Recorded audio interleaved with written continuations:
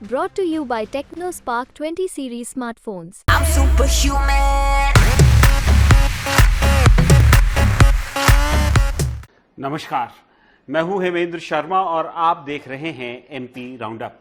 लोकसभा चुनाव अब अपने आखिरी दौर तक पहुंच गए हैं, लेकिन लोकसभा चुनावों से पहले भारतीय जनता पार्टी की तरफ से जो बात हो रही थी अब की बार 400 पार, अब उसकी कोई बात या चर्चा नहीं कर रहा है।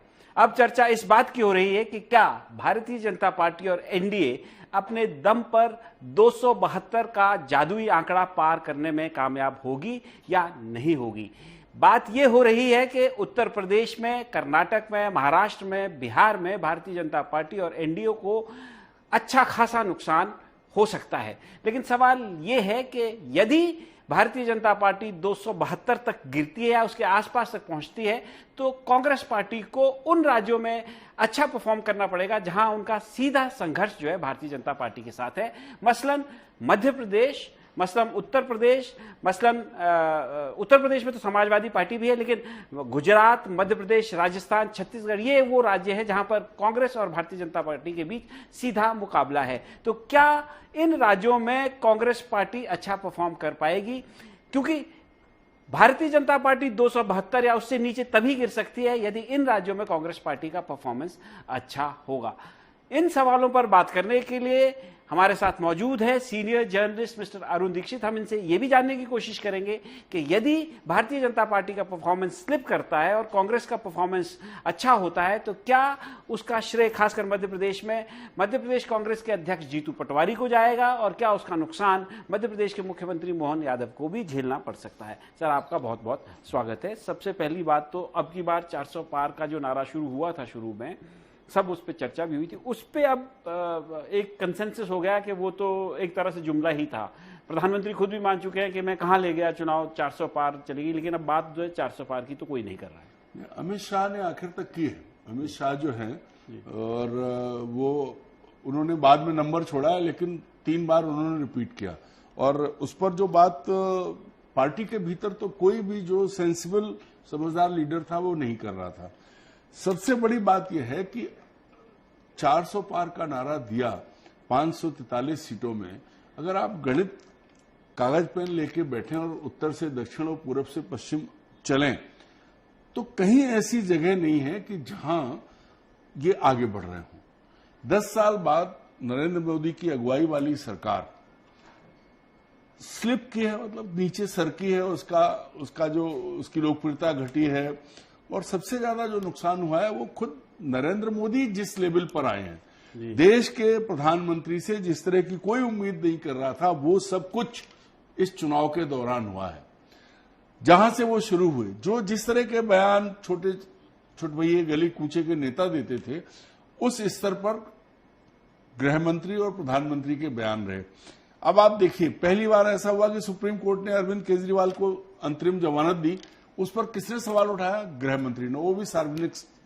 तो ये अपने आप में एक बड़ी बात थी और सुप्रीम कोर्ट ने उसका जवाब भी दिया, जो कुछ हमने किया है कानूनी दायरे में किया है और आप आलोचना कर सकते हैं। तो ये जो चीज हुई है वो ये जाहिर करती है कि अब की बार 400 पार का नारा जब लाए थे और उसके बाद खुद धीरे धीरे नीचे जब गए, इस बात का उन्हें भी एहसास हो गया।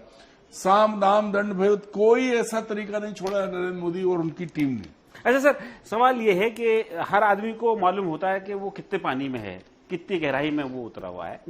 तो भारतीय जनता पार्टी और बीजेपी की जो टॉप लीडरशिप है, निश्चित तौर पर उन्हें भी मालूम होगा, लेकिन बावजूद उसके उन्होंने 400 पार का नारा दिया। क्या आपको लगता है कि जो ये नारा आया उससे जो है ऑपोजिशन पार्टी और इंडिया अलायंस जो है वो रैटल हो गया था, वो उसको संभलने में टाइम लगा, या वो अपनी स्ट्रैटेजी के हिसाब से जो उनको करना चाहिए था उन्होंने किया? हेमंत जी, पहली बार ऐसा ये चुनाव है जहां अपोजिशन ने, इंडिया अलायंस की बात करें तो उन्होंने रूलिंग पार्टी को, एनडीए को, पर्टिकुलरली नरेंद्र मोदी और अमित शाह को फोर्स कर दिया कि वो उनकी ट्यून पर नाचे। पहली बार ऐसा हो रहा है कि जहां जहां गठबंधन, जैसे ममता बनर्जी, नवीन पटनायक, इनको छोड़ दीजिए, साउथ के राज्यों में भी है, उत्तर तो पूरा बीजेपी के ही उसमें था, तो वहां जो मुद्दे इंडिया गठबंधन ने उठाए उनका जवाब नहीं दे पाए। और पहली बार राहुल गांधी ने बहुत क्लेवरली, बहुत समझदारी का परिचय देते हुए वो सारी बातें की जो जिनकी उम्मीद उनसे नहीं की जा रही थी। और बदले उम्मीद भी इसलिए नहीं की जा रही थी क्योंकि एक नैरेटिव था उनके बारे में जो सेट कर दिया गया था, वो जो उन्हें जो पप्पू बना दिया गया शायद नहीं थी, जो पप्पू बना दिया गया था, और पूरा जो आईटी सेल बीजेपी का काम कर रहा था। लेकिन इस बार हंस के नरेंद्र मोदी, राहुल गांधी जो कह रहे थे, नरेंद्र मोदी उस तरह से उसका जवाब दे रहे थे, बिल्कुल एकदम जिसको कहें बचकाने ढंग से। उन्होंने कहां से शुरू किया, अरे आपका मंगलसूत्र उतार ले जाएंगे, कांग्रेस के घोषणा पत्र में जो नहीं था वो उठा लाए। उसके बाद वो पूर्व प्रधानमंत्री मनमोहन सिंह का वो बयान जिसमें सब कुछ साफ लिखा है, उसकी उल्टी व्याख्या, और कोई नहीं कर रहा है, प्रधानमंत्री कर रहे हैं। और प्रधानमंत्री ने कहां से कहां तक पहुंचाया, प्रधानमंत्री बीच में जो है वो मंगलसूत्र से आए, भैंस ले आएंगे और मुसलमानों को दे देंगे, आखिर में चलते चलते वो मुजरा कराने लगे।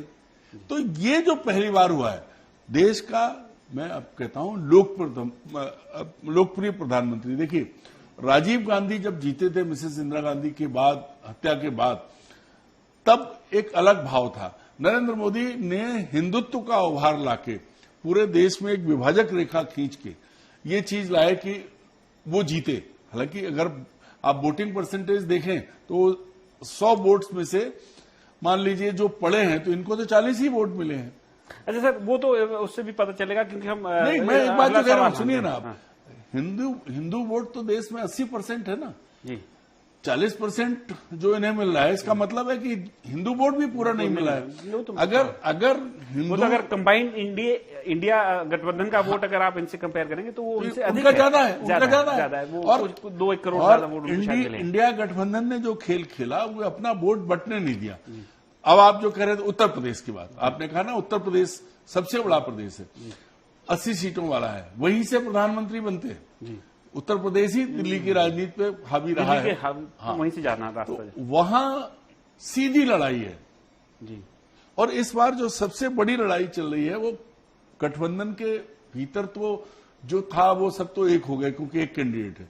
बीजेपी के भीतर सबसे बड़ी लड़ाई थी क्योंकि बीजेपी का जो पुराना तबका जो इन्होंने किनारे किया और अपने ढंग से, देखिए सब जानते हैं कि पेड एम्प्लॉइज काम कर रहे थे जो दिल्ली को रिपोर्ट कर रहे थे, राज्य की इकाइयों को कोई। अच्छा सर, इस पर मैं एक आपके ध्यान आकर्षित करना चाहता हूं क्योंकि जब 400 पार का नारा दिया गया तो एक बात उस समय सारे जो मतलब काउंटर व्यू जिन लोगों ने रखा था उनका ये कहना उस समय था कि भाई 400 पार के लिए भारतीय जनता पार्टी को जहां उनका परफॉर्मेंस ऑलरेडी अच्छा है वहां पीक करना पड़ेगा। तो जैसे मध्य प्रदेश में 29 में से 28 सीटें थी, राजस्थान में 25 में से 25 सीटें थी, गुजरात में 26 में से 26 सीटें थी, छत्तीसगढ़ में मेजॉरिटी सीटें थी। इन राज्यों में तो और ज्यादा आ नहीं सकती, तो बढ़ेगी सीटें कहां से? तो वो साउथ के स्टेट्स गिनाते थे कि भाई वहां पे तो इनका कोई वर्चस्व है नहीं, केरला में कुछ नहीं है, आंध्रा में, तमिलनाडु में कुछ नहीं है, कर्नाटक में घट रहे हैं, कर्नाटक में घट रहे हैं। अब सवाल यह है कि अगर भारतीय जनता पार्टी वो 400 को छोड़कर अब 300 के आसपास की बात हो रही है, उससे कम की बात हो रही है, तो क्या आपको लगता है कि इन्हीं राज्यों में जिसमें हम कह रहे हैं मध्य प्रदेश, राजस्थान, गुजरात, छत्तीसगढ़, झारखंड, यहां पर क्या बीजेपी का परफॉर्मेंस आप स्लिप होते हुए देख रहे हैं? देखिए, उत्तर प्रदेश, बिहार, मध्य प्रदेश, राजस्थान, गुजरात, महाराष्ट्र, इसके अलावा दिल्ली, उत्तराखंड, हिमाचल, हरियाणा, पंजाब और झारखंड, अगर इन सब राज्यों को देखें, ये जो जिसको कहते हैं हिंदी में गोबर पट्टी कहते हैं, इसमें पंजाब को अगर आप हटा दीजिए बीच में, पंजाब में इनके पास ये उत्तर भारत है। पंजाब में मैं वही कह रहा कि जम्मू कश्मीर में ये पूरी सीटों पे चुनाव लड़ रहे थे, पंजाब इनके हाथ से बिल्कुल बाहर है, हिमाचल में बहुत तगड़ी टक्कर है, हरियाणा में अपने आप आधे आधे हो गए, क्योंकि इससे बड़ा मजाक नहीं हो सकता कि बीजेपी ने कांग्रेस से बोरो किए हैं, कांग्रेस ही बीजेपी के टिकट पर चुनाव लड़ रहे हैं, चाहे वो नवीन जिंदल हो, चाहे वो राव बीरेंद्र सिंह हो, ये सब, और उसके बाद उसकी हालत खराब है। तो मैं ये कह रहा था कि पिछली बार उत्तर प्रदेश से शुरू करें, 80 सीटों में 61 सीटें इनके पास थी, लेकिन इस बार चूंकि बीएसपी की जो इमेज है वो साफ हो गई थी, बीएसपी ने बीजेपी को सपोर्ट करने के लिए मायावती ने अपने भांजे को, जिसको अपना उत्तराधिकारी घोषित किया, उसको हटा दिया बीच चुनाव में भतीजे को, क्योंकि उसने सार्वजनिक मंच से बीजेपी को चुनौती दी थी। उसके बाद ये समझ में आ गई बात कि भाई ये कहां जा रहा है। मैं आपको बताता हूं कि दलित वोट उत्तर प्रदेश में इंडिया गठबंधन की तरफ गया है, मुसलमान उधर गया है। तो अब पिछली बार 61 सीट्स थी इनकी, इस बार ये 40 सीट से ऊपर नहीं जा रहे, ऐसा सब तरफ से यही है, आधे पर पहुंच गए। अब आप बात कर लें हम लोग राजस्थान की, 25 सीटें जीते थे, 15 से 17 सीटें जीतेंगे इस बार। गुजरात में भी 4 सीटें हारेंगे। मध्य प्रदेश की 1 सीट थी, कम से कम 5 सीटें हारेंगे। महाराष्ट्र में 48 में से अगर ये 15 सीटें जीत जाए तो बहुत बड़ी बात होगी, जिस तरह का हाल हुआ है। फिर बिहार में भी लालू यादव की फैमिली ने, इन्होंने इतनी कोशिशें की, लेकिन नीतीश कुमार ने जिस तरह से पाले बदले और जो किया है, तो वहां भी वोट सीधा सीधा है। जब डिवीजन क्या आमने सामने की लड़ाई होगी वोट काटने के लिए, उत्तर प्रदेश में उन्होंने मायावती की को ताकत दी और वो लगातार इनके लिए फिर के बात कर रही थी, लेकिन मायावती का अपना दलित वोट जो उनकी अपनी बिरादरी का है, उसने वोट नहीं दिया है। ये बात मैंने पूछा लोगों से, बोले नहीं, हमने साइकिल पे वोट दिया है।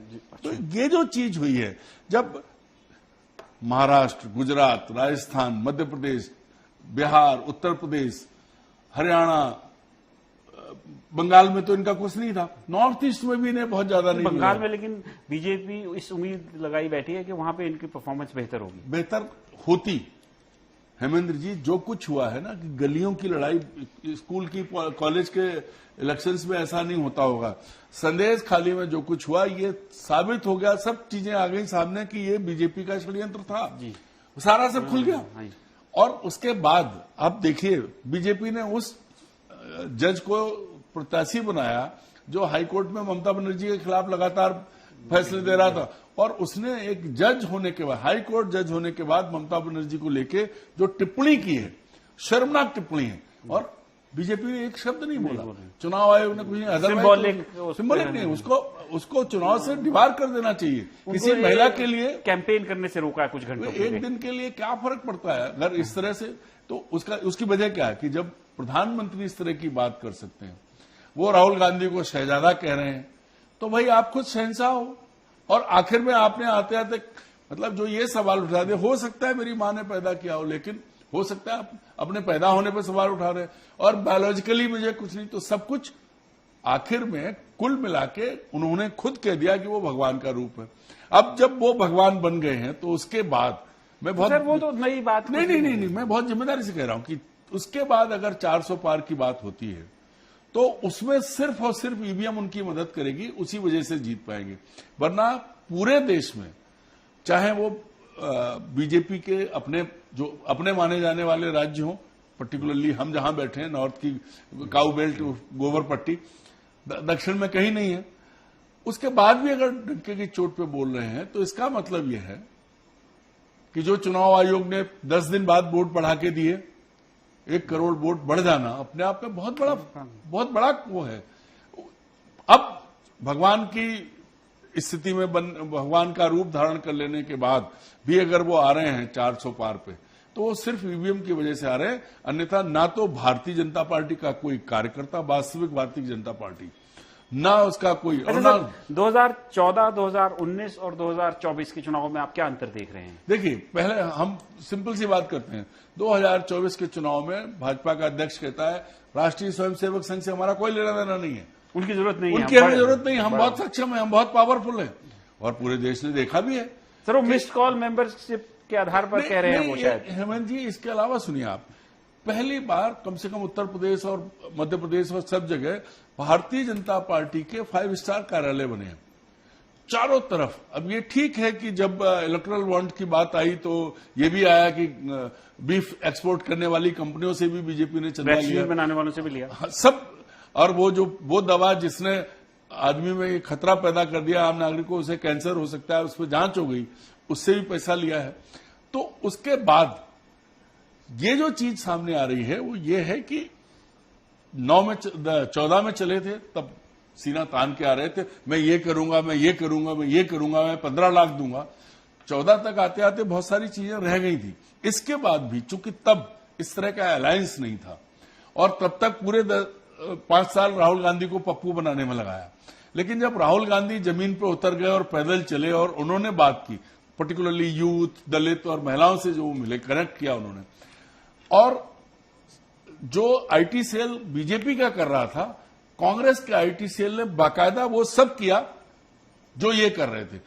प्रधानमंत्री के सारे भाषण आज मौजूद हैं जिनमें उन्होंने क्या कहा, और अब तो देख लीजिए कि प्रधानमंत्री ने अभी जो इंटरव्यू दिए लोगों को बुला के, मंच से वो कहते हैं कि मुसलमानों को दे देंगे, और वो कहते हैं, मैं कैमरे पे कहते हैं मैं हिंदू मुसलमान की राजनीति करूंगा तो मेरी राजनीति का अंत हो जाएगा, और अगले दिन फिर मंच पे जाके, तो जितनी तरह की भाषा, जितनी तरह के बयान जिनका निम्न स्तर हो सकता था, वो सब काम प्रधानमंत्री ने कर दिया है। तो आप सोच लीजिए 14 से 19 और 24 आते आते खुद ही नीचे गए हैं। अच्छा, और कोई नहीं है। अब आखिरी में सर मध्य प्रदेश की मैं आपसे सवाल पूछना चाहता हूं कि यदि मध्य प्रदेश में भारतीय जनता पार्टी का परफॉर्मेंस अगर स्लिप करता है, गिरता है, तो क्या आपको लगता है कि मध्य प्रदेश वो किला है जहां पे वो खुद को होल्ड कर सकता है? यदि नहीं कर सकता है और कांग्रेस की परफॉर्मेंस बेटर होती है, या बताएंगे, लेकिन अगर ऐसा यदि होता है तो इसका क्या श्रेय जीतू पटवारी को जाएगा, या मोहन यादव अगर होल्ड करने में कामयाब रहते हैं तो उनको जाएगा, या अगर स्लिप करती है बीजेपी तो उसका खामियाजा मोहन यादव को भरना पड़ सकता है? देखिए, पहले ये समझ लीजिए कि कांग्रेस, आप कह रहे हैं 5 सीटें तो स्लिप तो कर ही रहे हैं। हाँ, कांग्रेस 1 से ज्यादा पे आएगी, और ये भी तय है कि उसका जीतू पटवारी का कोई श्रेय नहीं है। मुझे ऐसा लगता है कि पिछले दिनों जीतू पटवारी के अध्यक्ष बनने के बाद जिस तरह का विघटन, बिखराव कांग्रेस में आया है, इससे पहले शायद मैं आपको एक सवाल इसमें ऐड करना चाहता हूं कि अगर 5 सीटें आप दे रहे हैं और आप कह रहे हैं कि जीतू पटवारी का इसमें कोई श्रेय नहीं है और बिखराव कांग्रेस पार्टी में उनके अध्यक्ष बनने के बाद आया, यदि कांग्रेस पार्टी कोई बेहतर आपकी नजर में अध्यक्ष देती मध्य प्रदेश कांग्रेस में, तो क्या आपको लगता है स्थिति, नतीजा, परिणाम जो आप 5 संभावित 5 कह रहे हैं उससे बेहतर हो सकता था? बिल्कुल हो सकता था। मैं दावे के साथ ये कहता हूं कि अगर कांग्रेस अपने कैंडिडेट्स टाइम पर डिक्लेयर करती, सही चुनाव करती, और यूनिट, उनकी स्टेट यूनिट में कोऑर्डिनेशन होता, मतलब मध्य प्रदेश के स्टार प्रचारक हेलीकॉप्टर लेके पिकनिक मना रहे हैं कांग्रेस के, मतलब ये स्थिति हो रही है कि कांग्रेस का जो प्रदेश अध्यक्ष है उसका अपना कैंडिडेट विड्रॉ कर रहा है, और वो कह रहे हैं मुझे 3 दिन से पता था। तो शर्मनाक, तो तुम्हें 3 दिन से पता था, तुमने क्या किया? तो ये एक बात, और कैंडिडेट नहीं, उसका फॉर्म ही नहीं भराया गया था। एक बात समझ लीजिए, कांग्रेस में जो लोग जीतेंगे वो अपने बूथे पे जीतेंगे। कमलनाथ का बेटा जीतेगा तो कमलनाथ की वजह से, दिग्विजय सिंह अगर जीतेंगे तो अपने बूथे से, कांतिलाल भूरिया जीतेगा तो अपने उस पर। संगठन की तैयारी और संगठन की व्यवस्था से कोई कैंडिडेट नहीं जीत रहा है, या जीतेंगे तो बीजेपी के अंदर जो भितरघात चल रहा है। देखिए, एक बात अब मान लीजिए आप कि कांग्रेस का जो कैरेक्टर था, आपस में टांग खींच के करते थे, वो अब पूरा बीजेपी का करते। तो क्या सर फाइनली हमने बहुत मैं मोहन की भी बात करूंगा। मोहन, अगर ये बीजेपी हारती है, जो तय है कि 28 सीटें तो नहीं आ रही हैं, हालांकि 2 सीटें उन्होंने अपनी इंश्योर कर ली थी, इंदौर और खजुराहो की, तो इसका असर अभी मोहन यादव पर इसलिए नहीं पड़ेगा क्योंकि वो किसकी पसंद है? वो दिल्ली की पसंद है, दिल्ली ने उन्हें चुना है, कैंडिडेट दिल्ली के थे, यूनिट अलग है, वो सीएम थे, तो सीएम की बहुत बड़ी भूमिका नहीं रही, और फिर उन्हें, आप और हम जानते हैं, उन्हें बनाया इसलिए गया था कि बिहार, और अगर बाकी जगह अच्छा कर रहे हो, मध्य प्रदेश में सिर्फ खराब कर रहे हो तो भी सवाल उठ सकता है। वो मोहन यादव पर नहीं आएगी बात, क्योंकि वो बनाए इसलिए मुख्यमंत्री गए थे कि उत्तर प्रदेश, बिहार और उन राज्यों में जहां यादव है तो वो यादव आइकॉन थे, हालांकि उन्होंने वो किया है, लेकिन फर्क तो पड़ेगा। वजह ये है, मुझे ऐसा लगता है कि अगर केंद्र में नरेंद्र मोदी और अमित शाह कमजोर होते हैं तो उन सभी राज्यों में आवाज उठेगी जहां के मजबूत संगठन को उन्होंने कमजोर किया है। ये पक्का है कि बीजेपी का एक बहुत बड़ा वर्ग, नड्डा की उम्र क्या है, राजनाथ को देखिए, ऐसे वो उन पूरे नेताओं को गिन लीजिए, चाहे इंदौर में सुमित्रा महाजन हो, चाहे बंबई में और बड़े लोग हों, मध्य प्रदेश के दूसरे लोगों को देख लीजिए, राजस्थान के लोगों को, वसुंधरा राजे सिंधिया को देख लीजिए, और मध्य प्रदेश में शिवराज सिंह चौहान को देख लीजिए, इनको सबको किसने किनारे किया? तो जो राष्ट्रीय स्तर पर ये जो बीजेपी किनारे की गई है, इसका खामियाजा बीजेपी को भुगतना पड़ेगा। जो रोग आज तक कांग्रेस को लगा था वो बीजेपी को पूरी तरह लगा है, उसका खामियाजा बीजेपी भुगतेगी, हर जगह उसका नुकसान होगा। तो जो रोग कांग्रेस पार्टी को लगा हुआ था वो रोग अब भारतीय जनता पार्टी को लग गया है। चुनाव के नतीजे 4 जून को आएंगे। यदि नरेंद्र मोदी, प्रधानमंत्री नरेंद्र मोदी सरकार बनाने में कामयाब होते हैं तो नथिंग सक्सीड्स लाइक सक्सेस, कोई सवाल उठने का प्रश्न ही पैदा नहीं होता है। लेकिन यदि सरकार बनाने में या 272 के जादुई आंकड़े को पार करने में कुछ दिक्कत आती है तो सबसे पहले ब्लेम जो है भारतीय जनता पार्टी की टॉप लीडरशिप यानी प्रधानमंत्री नरेंद्र मोदी और गृहमंत्री अमित शाह पर ही लगेगा। और जहां तक बात मध्य प्रदेश की है, मध्य प्रदेश में मोहन यादव परफॉर्मेंस बीजेपी का चाहे खराब हो चाहे अच्छा हो, ना उनको क्रेडिट मिलेगा और ना ही उसके लिए उनको कोई खामियाजा भुगतना पड़ेगा। एमपी राउंडअप में आज सिर्फ इतना ही। कल फिर मुलाकात होगी, तब तक के लिए थैंक यू, गुड बाय।